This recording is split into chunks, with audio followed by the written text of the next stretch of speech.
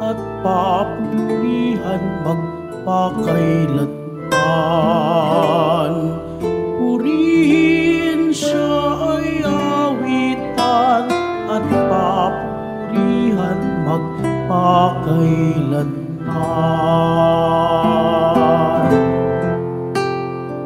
Sa ngalan ng Ama, ng Anak at ng Espiritu Santo. Amen. Ang pagpapala ng ating Panginoong Jesucristo, ang pag-ibig ng Diyos Ama, ang pakikipagkaisa ng Espiritu Santo ay sumainyo lahat. At sumaiyo rin. Magandang tanghali mga kapatid.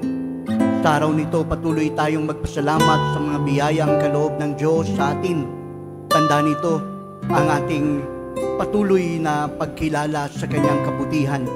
Kaya naman halina mga kapatid, taas natin ang intensyon sa misang ito, ang ating mga personal na kahilingan at yung ating mga pinangakuang ipapanalangin. At gayon din naman para na rin sa mga kaluluwa ng ating mga kapatid, gayon din ang walang mga nakaalala. Taglay ang pusong mapagpasalamat, halina, kilalanin natin ang ating mga pagkukulang at humingi ng kapatawaran sa ating mga kasalanan. Sinugong tagapagpagaling sa mga nagsisi, Panginoon, kaawaan mo kami. Panginoon, kaawaan mo kami. Dumating na tagapaganyaya ay mga makasalanay magsisi, Kristo, kaawaan mo kami. Kristo, kaawaan mo kami. Nakaluklok ka sa kanan ng Diyos Ama para ipamagitan kami. Panginoon, kaawaan mo kami. Panginoon, kaawaan mo kami. Kaawaan tayo ng makapangyarihang Diyos, patawarin tayo sa ating mga kasalanan at patnubayan tayo sa buhay na walang hanggan. Amen. Manalangin tayo. Ama naming makapangyarihan, ipinakita mo ang iyong paglingap sa iyong pag-antig sa aming kalooban, upang ang pamumunga ng gawain mo sa amin ay aming mapakinabangan at ang magpapagaling na mong katapatan ay aming mapangatawanan. Sa pamamagitan ni Jesucristo kasama ng Espiritu Santo, magpa sa walang hanggan. Amen. Magsiupo muna po ang lahat. Pagbasa mula sa aklat ng pahayag. Akong si Juan ay tumingin at naroon ang kordero na nakatayo sa bundok ng Sion, kasama ang 144,000 tao. Nakasulat sa kanilang noo ang pangalan ng kordero at ang pangalan ng kanyang ama. At narinig ko ang isang tinig mula sa langit na parang pugong ng isang mabilis na talon at dagundong ng kulog. Ang tinig na narinig ko'y parang tugtugan ng mga manunugtog ng alpa. Sila'y umaawit ng isang bagong awit sa harap ng trono at ng 4 na nilalang na buhay at ng 24 na matatanda. Walang makaunawa sa awit na yaon, kundi ang 144,000 na tinubos sa sanlibutan. Ito ang mga sumunod sa kordero saan man siya magtungo. Sila'y tinubos mula sa buong sangkatauhan bilang mga unang handog sa Diyos at sa kordero. Hindi sila nagsinungaling kailanman. Wala silang anumang kapintasan. Ang salita ng Diyos. Salamat sa Diyos. Panginoon, ang bayan mo ay dumudulog sa iyo. Panginoon, ang bayan mo ay dumudulog sa iyo. Ang buong daigdig, lahat ng naroon, may-ari ang Diyos, ating Panginoon. Ang mundo'y natayo at yaong sandigay, ilalim ng lupa, tubig, kalaliman. Panginoon, ang bayan mo ay dumudulog sa iyo. Sino ang marapat umahon sa burol ng puon? Sino ngang aahon? Sino sinong papayagang pumasok sa templo? Sinong tutulutang pumasok na tao? Siya na malinis ang isip at buhay, na hindi sumamba sa Diyos-Diyosan, tapat sa pangako na binibitiwan. Panginoon, ang bayan mo ay dumudulog sa iyo. Ang Panginoong Diyos, pagpapalain siya, ililigtas siya at pawawalang sala. Gayon, ang sinumang lumalapit sa Diyos, silang lumalapit sa Diyos ni Jacob. Panginoon, ang bayan mo ay dumudulog sa iyo. Magsitayo na po ang lahat.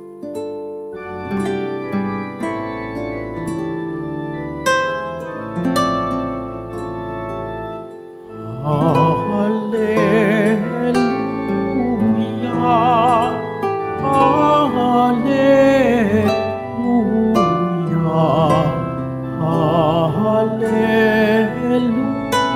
hallelujah, hallelujah.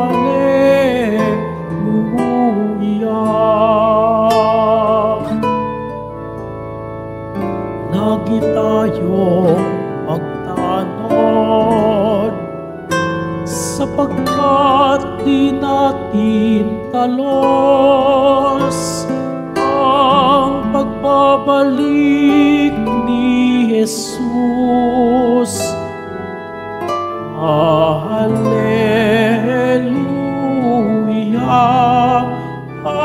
hallelujah, hallelujah, hallelujah.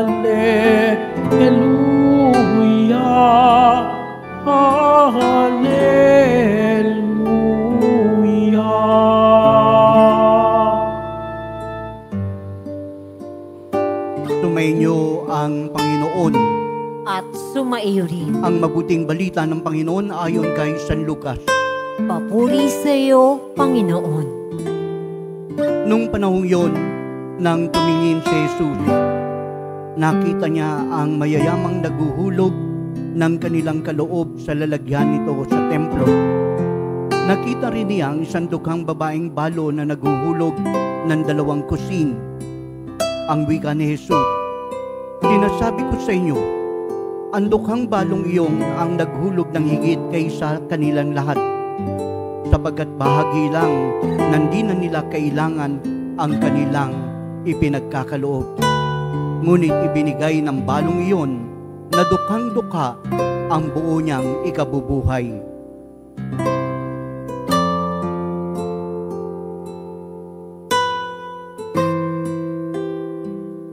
Ang mabuting balita ng Panginoon. Pinupuri ka namin, Panginoong Hesukristo. Magsiupo mo na po ang lahat. Muli magandang tanghali po sa ating lahat, mga kapatid. Ang kabanata po ng ating pong Ebanghelyo ay ang huling bahagi ng tinatawag nating Ebanghelyo ni San Lucas, kung saan si Jesus ay patungo na sa tinatawag nating kanyang passion, ang kanyang paghihirap, ang kanyang kamatayan at pagkabuhay. Alam niyo po mga kapatid, nung si Jesus po ay nakaupo mismo sa templo, sa loob ng templo, nakita niya po ang mga naguhulog doon sa mga treasury box. Nakita niya po ang mayayaman na lalaki po ng hinuhulog nila. Tapos dumating po yung isang babaeng balo, at pagdating ng babaeng balo, 2 kusing ang inihulog na katumbas ng isang pera. Alam niyo po, sabi niya roon sa kanyang mga alagad, alam niyo ba na mas malaki ang inihulog ng babaeng balong yan kaysa sa mga mayayaman? Bakit po? Kasi yung pong mga mayayaman, ang kanila pong hinuhulog, surplus, sobra lamang ng kanilang mga kinikita. Compare po rito sa babaeng balong ito, bagamat 2 kusing, ito po ay katumbas ng kanyang buong buhay. Out of her poverty, ibinigay ng babaeng ito ang lahat ng kanyang kayamanan. Kaya minsan, mentalidad po natin, pag tinignan po natin yung mayaman, uy, ang laki ng hinuhulog. Tapos tayo, ang liliit, mga barya-barya lang ang inihuhulog natin.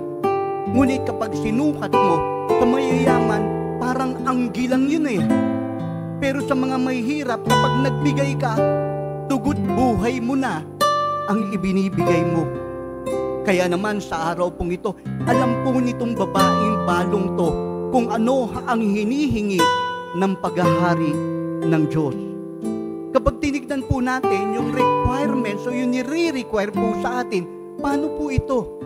Alam niyo po, ang sabi po ni Saint Gregory the Great, ang sabi niya ito, the kingdom of God is priceless, and yet it costs us everything, even the drop of our blood and the last penny sa buhay natin.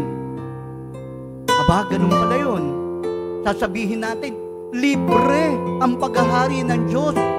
Ngunit kung nais mong maposes at maangkin ang paghahari ng Diyos, ibibigay mo ang lahat-lahat sa iyo, kahit na sa kahuli-hulihang sentimo mo.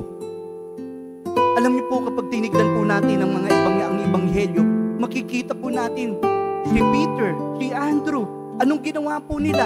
Iniwan nila ang kanilang bangka at sumunod kay Kristo. Bakit? Kasi natagpuan nila ang tunay na paghahari ng Diyos. Ang babaeng balang ito, ang kanyang dalawang kusina, ang kanyang ginamit para maangkin ang paghahari ng Diyos. Kung ganon, mga kapatid, kahit na po pala tayo, pwede nating angkinin ang paghahari ng Diyos. Pero sa papaanong paraan? We need the courage. We need to remember at alalahanin natin na tanggapin natin na anuman ang mayroon tayo ay hindi sa atin dahil ito ay kaloob ng Diyos sa atin. Mga kapatid, kapag iniisip mo, pinaghirapan ko ito eh. Dapat ako lang ang gagamit. Pero ang sinasabi po sa atin, anumang bagay na mayroon ka, ito ay hindi sa iyo. Ito ay kaloob ng Diyos sa iyo. Kaya naman tinuturuan po tayo sa bahagi natin na kilalanin natin ang Diyos at ibigay sa Kanya ang nararapat sa Kanya. Alam niyo po mga kapatid, kahit na po sa simbahan, kahit na po sa anong bagay, lalo na sa pagtulong natin sa ating kapwa, ang biniisip po natin, magbigay. Pero sandali lang po, anong uri ng klaseng pagbibigay ang gagawin natin? Sa simbahan, God is asking us kung ano ang nararapat sa Kanya. Hindi niya aangkinin at hindi niya kukunin ang lahat sa iyo, kundi ang sinasabi niya, nagbibigay ka ba at ibinabalik mo ba sa akin kung ano ang nararapat sa akin? Anong uri ng pagbibigay mayroon ka? Ito ba ay bukal? Mas madalas iniisip po natin ang mga bagay na ito, give until it hurts. Magbibigay ka hanggang sa masaktan ka. Sandali lang po, kapag halimbawang ganyan ang usapan, ako lagi ang nagbibigay, hindi mo ba pwedeng siya naman ang hingan mo? Hindi ba pwedeng sila naman? Bakit ako lagi? Kasi, give until it hurts. Ngunit ang Ebanghelyo, hindi po ito ang pamantayan ng pagbibigay. Ang pamantayan ng pagbibigay ay ito, not to give until it hurts, but rather, give until you find it rewarding. Yung pong nagbibigay ka, ngunit nagagalak ka. Ito po yung tunay na pagbibigay.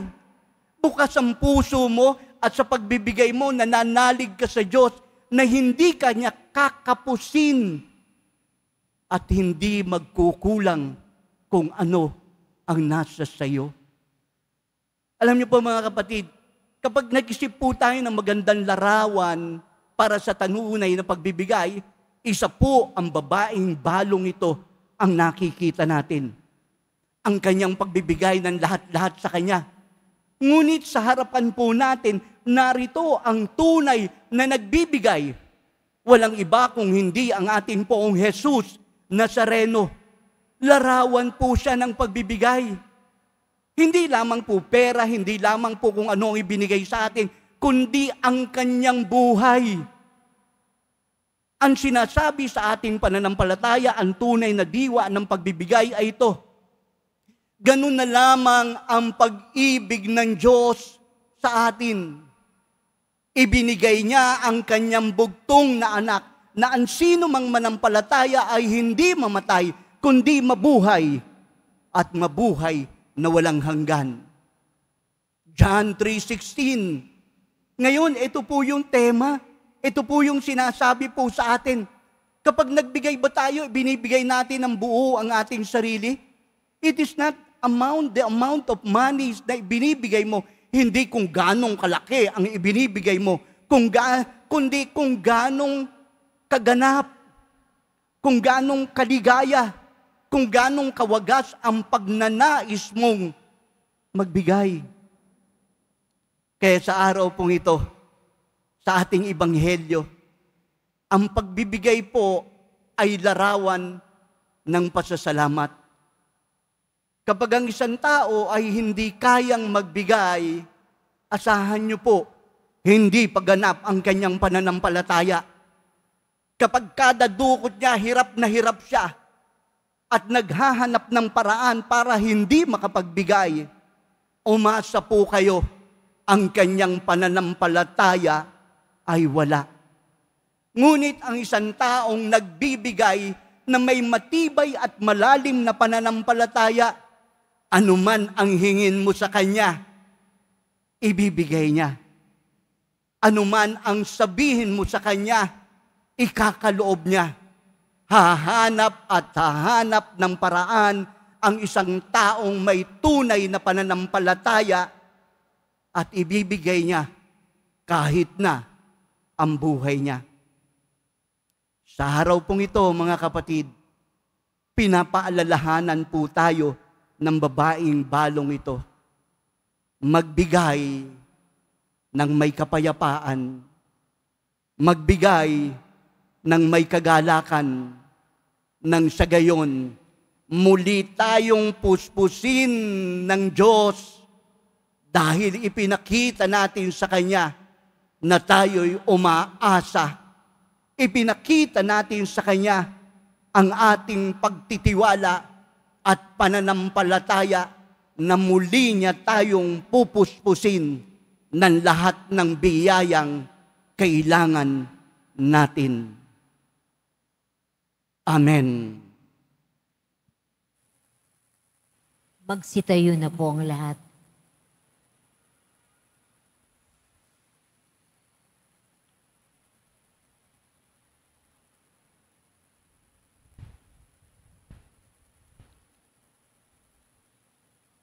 Minamahal kong mga kapatid, inihandog ng balo sa templo ang lahat-lahat sa Kanya.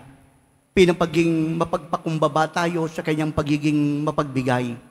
Maging mapagbigay tayo sa ating pananalangin para sa ating kapwa bilang pagtugon sa Diyos na nagbigay sa atin ng biyayang walang humpay. Ating tutugon, mapagbigay na Diyos, basbasan mo kami. Mapagbigay na Diyos, basbasan mo kami. Bilang simbahan, maging mapagbigay tayo ng sapat upang magbahagi tayo hindi lamang mula sa ating kasaganaan, kundi mula rin sa ating kasalatan. Manalangin tayo. Mapagbigay na Diyos, basbasan mo kami. Ang mga lingkod bayan, naway maging malaya sa kasakiman at pagmamalabis sa kapangyarihan. Manalangin tayo. Mapagbigay na Diyos, basbasan mo kami. Ang mga balo, mga solong magulang, at mga ulila, naway umunlad sa kabanalan at mabasbasa ng pag-ibig ng Diyos.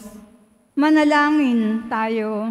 Mapagbigay na Diyos, basbasan mo kami. Ang mga may sakit, naway maibahagi ang kanilang pagdurusa sa pagpapakasakit ni Kristo. Manalangin tayo. Mapagbigay na Diyos, basbasan mo kami. ang ating mga yumaong kamag-anak at mga kaibigan, naway tanggapin sa walang hanggang tahanan ng Diyos. Manalangin tayo. Mapagbigay na Diyos, basbasan mo kami. Ama naming nasa langit, buksan mo ang aming mga puso sa mga nakapaligid sa amin upang makilala namin ang iyong presensya sa aming mga kapwa at kaibigan at matuklasan namin ang kaligayahan ng pagbabahagi ng aming buhay sa kanila. Hinihiling namin ito sa magitan ni Kristo, aming Panginoon. Amen. Magsiupo mo na po ang lahat.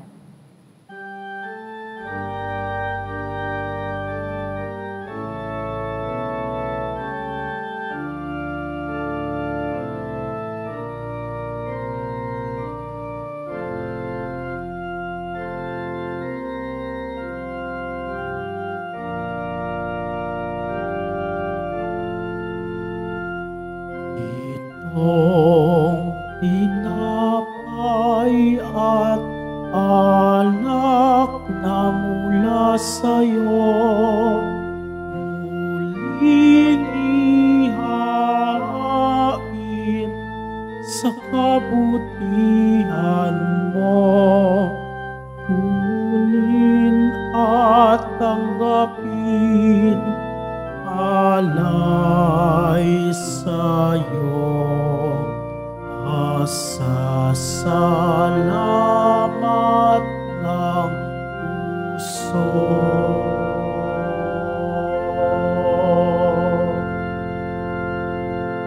Mga kapatid, manalangin kayo upang ating paghahain ay maging kalugod-lugod sa Diyos samang makapangyarihan sa lahat.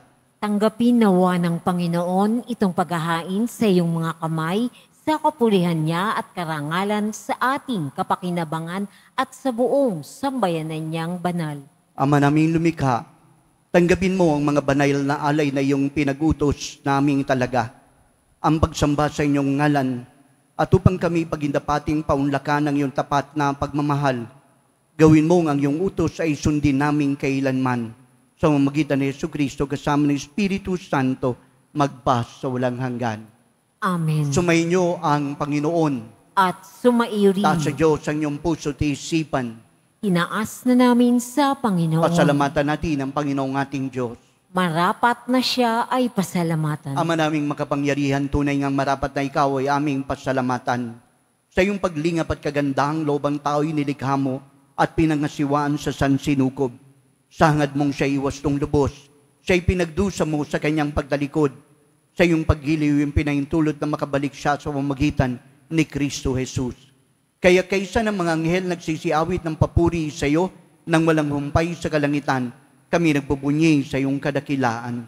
Santo, Santo, Santo, Panginoong Diyos ng mga hukbo, napupuno ang langit at lupa ng kadakilaan mo o sana sa kaitaasan. Pinagpala ang naparirito sa ngalan ng Panginoon o sana sa kaitaasan. Magsilod po ang lahat. Ama naming banal, ikaw ang bukalan tanang kabanalan. Kahit sa mamagitan ng iyong Espiritu, gawin mong banal ang mga kaloob na ito upang para sa amin maging katawan at dugo ng aming Panginoong Jesucristo. Bago siya pinagtiis ang kusang loob na maging handog, kinuha niya ang tinapay. Nagpasalamat sa iyo. Pinaghati-hati iyon, iabot sa kanyang mga alagad at sinabi, tanggapin yung lahat ito at kanin. Ito ang aking katawan na ihahandog para sa inyo.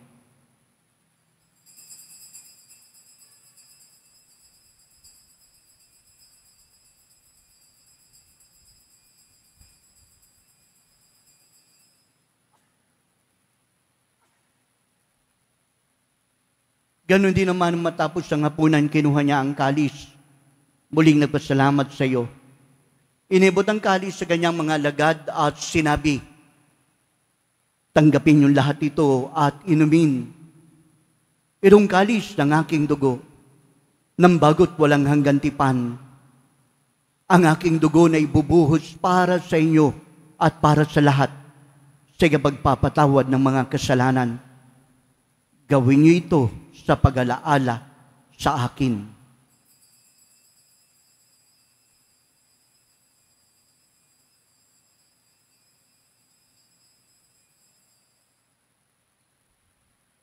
Magsitayo na po ang lahat. Ipagbunyi natin ang misteryo ng pananampalataya. Si Kristo'y namatay, si Kristo'y nabuhay, si Kristo'y babalik sa wakas ng panahon. Ama, ginagawa namin ngayon ang pag-alala sa pagamatay at muling pagabuhay ng iyong anak. Kaya niyalay namin sa iyong tinapay na nagbibigay buhay, ang kalis na nagkakalob ng kaligtasan. Kami nagpapasalamat dahil minarapat mo kami tumayo sa harap mo para maglingkod sa iyo. Sinasamo namin kami magkasalot-salot sa katawan at dugo ni Kristo ay mabuklod sa pagkakaisa sa magitan ng Espiritu Santo. Ama, lingapin mo ang simbahang laganap sa buong daigdig. Puspusin mo kami sa pag-ibig kay San Francisco na aming Papa, ni Jose na aming Obispo, lahat ng mga pari, mga religyoso, diakono at intensyon ng iyong bayan. Alalahanin mo rin mga kapatid naming nahimlay na may pag-asang sila'y muling mabubuhay. Gayon din ang lahat ng mga pumanaw. Kawan mo sila at patuloyin sa iyong kaliwanagan. Kawan mo at pagindapating kaming lahat na makasalo sa iyong buhay na walang wakas. Kaysa ng mahalabiring Maria, ina ng Diyos, ng kabiyak niyang pusong si Jose. Kaysa ng mga apostol at ng lahat ng mga banal, San Juan Bautista, na namuhay dito sa daigdig ng kalugod-lugod sa iyo. May pagdiwang ng namin pagpupuri sa kararangal mo sa pamamagitan ng iyong anak, naming Panginoong Hesus Kristo. Sa pamamagitan ni Kristo, kasama niya at sa Kanya, ang lahat ng parangal at papuri ay sa iyo, Diyos amang makapangyarihan, kasama ng Espiritu Santo, magpa sa walang hanggan. Amen. Sa tagubili ng nakagagaling na utos sa turo ng ating Panginoong Hesus Kristo, buong pag-ibig nating tawagin ang ating Ama. Ama namin, sumasalangit ka, sambahin ang ngalan mo, mapasa amin ang kaharian mo, sundin ang loob mo dito sa lupa para nang sa langit. Bigyan mo kami ngayon ng aming kakanin sa araw-araw at patawarin mo kami sa aming mga sala para nang pagpapatawad namin sa nagkakasala sa amin. At huwag mo kaming ipahintulot sa tukso at iadya mo kami sa lahat ng masama. inihiling namin kami adya sa lahat ng masama, pagkaroon ng kapayapaan araw-araw. Iligtas sa kasalanan, layo sa lahat ng kasalanan. Ilayo sa lahat ng kapahamakan, samantalang aming pinananabikan ang dakilang araw ng pagpapahayag ng tagapagligtas naming si Hesus Kristo. Sapagkat iyo ang kaharian at ang kapangyarihan at ang kapurihan magpakailanman. Amen. Halinang manalangin para sa kapayapaan, kapayapaan sa buong mundo. Kapayapaan sa ating bayan, kapayapaan sa ating tahanan, kapayapaan sa ating puso. Panginoong Jesucristo, sinabi mo sa iyong mga apostol, kapayapaan ang iniiwan ko sa inyo. Ang aking kapayapaan ang ibinibigay ko sa inyo. Tunghayan mo ang aming pananampalataya at huwag ang aming mga pagkakasala. Paggaluban kami ng kapayapaan, pagkakaisa ayon sa iyong kalooban, kasama ng Espiritu Santo, magpa sa walang hanggan. Amen. Ang kapayapaan ng Panginoon ay laging sumainyo. At sumairin. Magbigayan tayo ng kapayapaan sa isa't isa.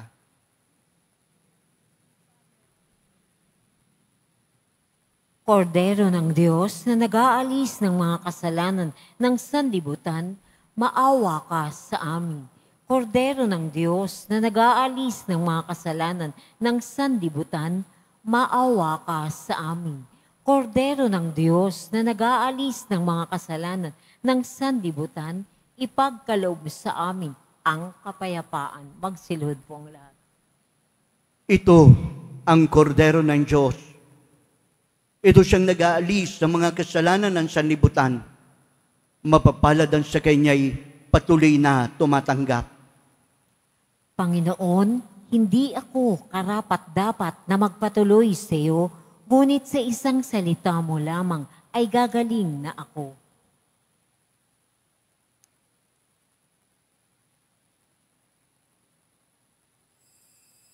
Para sa lahat ng tatanggap ng banal na komunyon, sasagot po tayo ng amen pagkasabi ng pari o lay minister ng katawan ni Kristo at isubo agad sa bibig bago umalis sa harapan ng pari o lay minister. Sumunod po tayo.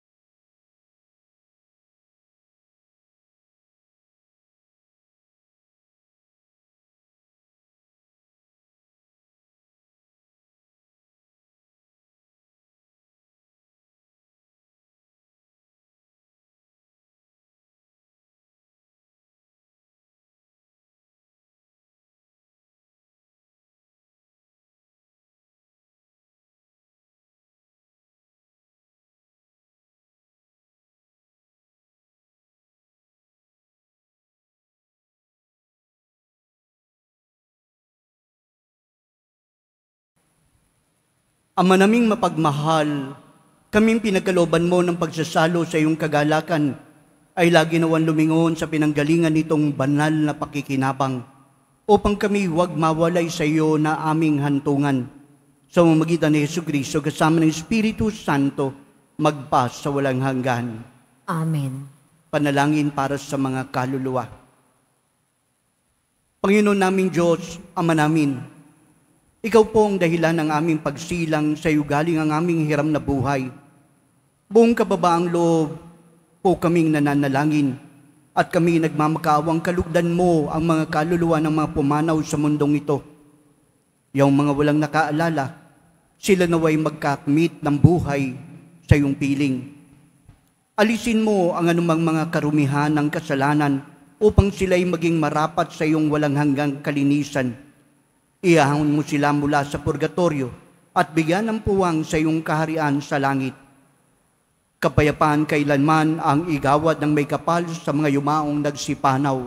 Sila naway silayan ng iyong ilaw na walang hanggan. Amen. Mapanatag nawa sila sa kapayapaan.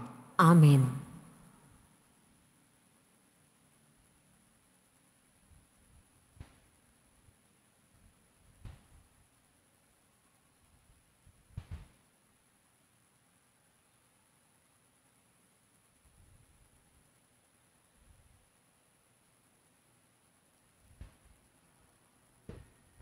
Sumainyo ang Panginoon. At sumairin. Pagbabas-bas ng Poong Jesus Nazareno. Mahal na Poong Jesus Nazareno, inihayag mo sa pamamagitan ng krus ang walang maliw na pag-ibig ng Diyos sa sangkatauhan. Pakinggan mo ang kahilingan ng iyong angkan na nagsusumamo sa iyo. Makamtanawa nila ang iyong katugunan at tanggapin ang kasagutan ng may utang na loob na tinatanaw. Basbasan mo din ang kanilang mga daladalang imahen, dasalan, 10 ng kanilang mga panalangin. Sa pamamagitan ng bendisyon na ito, naway maalala nila ang mga pangako mo nung sila'y binyagan, na ikaw ay kanilang iibigin at paglilingkuran bilang Panginoon magpas sa walang hanggan. Amen. At pagpalain kayo ng makapangyarihang Diyos, Ama, Anak, at Espiritu Santo. Amen. Humayo kayong taglay ang kapayapaan at pagbabasbas ng Poong Jesus Nazareno. Salamat sa Diyos.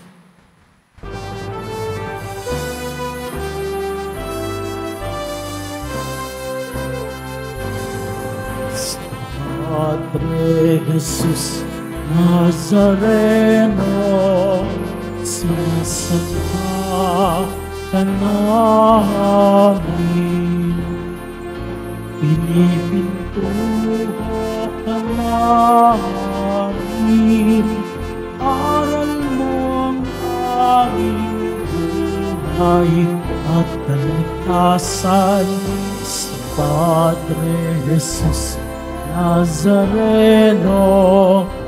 Iligtas mo kami sa kasalanan. Ang krus mong namatayan ay sagisag ng aming kaligtasan. Nuestro Padre Jesus Nazareno, dinarangal ka namin. Nuestro Padre Jesus Nazareno, niluwalhati ka namin. Nuestro Padre Jesus Nazareno, dinarangal ka namin. Nuestro Padre Jesus Nazareno, niluwalhati ka namin.